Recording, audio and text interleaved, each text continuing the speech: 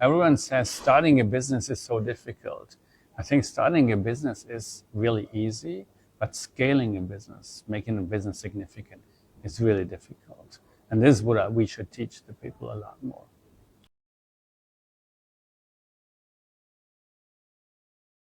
What was the first thing you and your friends actually built together, and what made you think that it would work? Well, the first significant company was JustBooks. We sold out-of-print books online, and to be honest, we never knew it would work because it's full of uncertainty.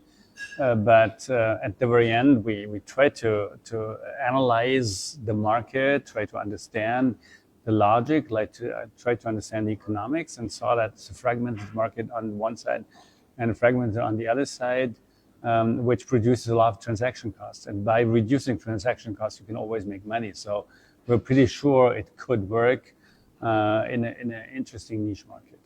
When did it stop feeling like friends are messing around and start feeling like a real company?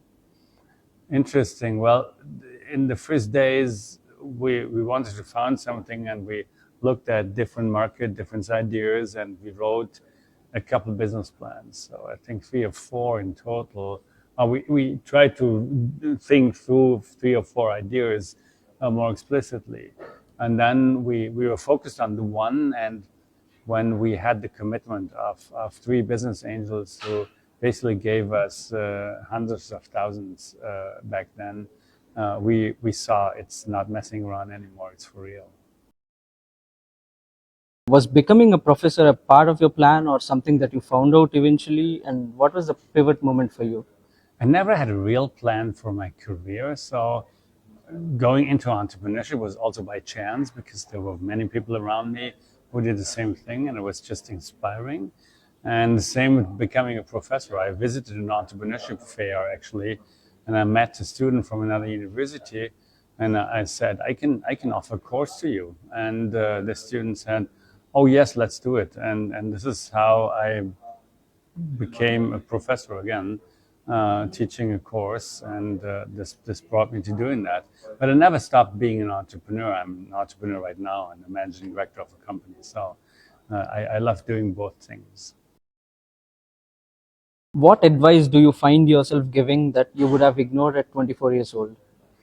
I think the most difficult thing, which I still need to learn, and I had difficulties at the very beginning, is when do you stop learning, when do you start acting?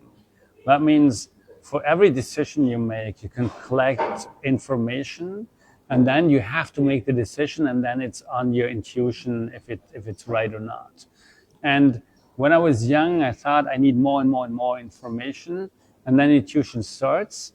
And nowadays, I know that in some settings, you can try to gather more information, you won't get it, you have to give it a try and just see what happens earlier. And I'm a lot more able to do that earlier nowadays.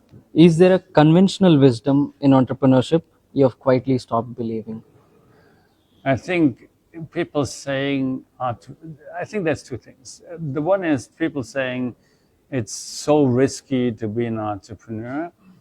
I don't think that's entirely true. If I do look at the people, they have many possibilities. So starting something with all the knowledge we have is not too risky, and especially if you work yourself into that in the right way with the right methods like effectuation, lean startup method, and so on, you can make it a very interesting path of managing these risks, managing uncertainties and risks. So it's not too risky because you also find yourself out of that and different opportunities. That's probably the most important thing. The second thing I forgot. The second one is everyone says starting a business is so difficult. I think starting a business is really easy, but scaling a business, making a business significant, is really difficult. And this is what we should teach the people a lot more. If you were starting solo today with no co-founder, what would you do differently from how you started? Well, I wouldn't start solo, I guess, because I know what it means to start with a team, but I think there's an interesting development nowadays because AI native companies are showing huge success rates, huge growth rates, and different kind of ARR after a short amount of time. So if I would start a company, I would still try to start it with co-founders, real co-founders. However, I think you need to look at AI in a different way because agentic AI is more and more not only something which helps you, but evolves to be some kind of co-founder for you. So this is a development we should really monitor in the future. Yes. Maybe one very random question, something from the outside. Go on. आजकल Yeah, go on. Go ahead. Cloud में these days we have seen a uptrend of small startups resorting more towards cloud and developing their very own agents in the place of a CTO or a CPO or a manager. So how wise is that, you think, that people resort to agents more than the people themselves?